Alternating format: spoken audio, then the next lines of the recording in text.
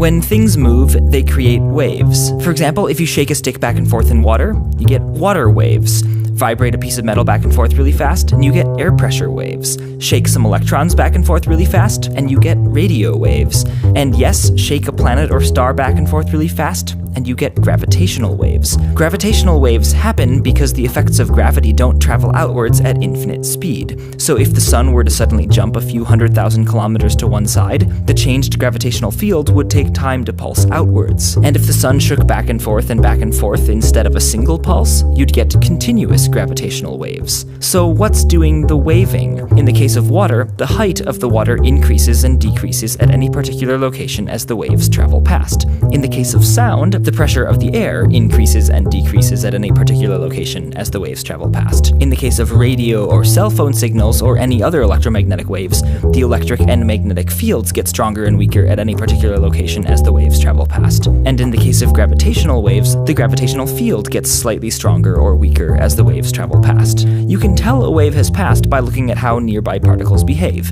A bobber on the water rises up and down. The electrons in a radio antenna move back and forth because of the changing electric field, and free-floating people or planets or cats move back and forth because of the changing gravitational field. Though in this last case, the peculiarities of gravity mean that the free-floating things actually experiencing the gravitational wave don't feel like they're moving. But if you measure the space between them by sending a pulse of laser light and measuring the time it takes for it to come back, you'll find that the distance between them increases and decreases. In practice, physicists don't actually measure gravitational waves with free-floating cats. They use very, very fancy expensive mirrors, which are effectively free-floating in one direction because they're hung on pendulums suspended on isolation tables, or which are actually free-floating because they're attached to satellites floating in space, though this hasn't been done yet. The reason physicists need fancy floating mirrors to detect gravitational waves is that the waves are very, very weak.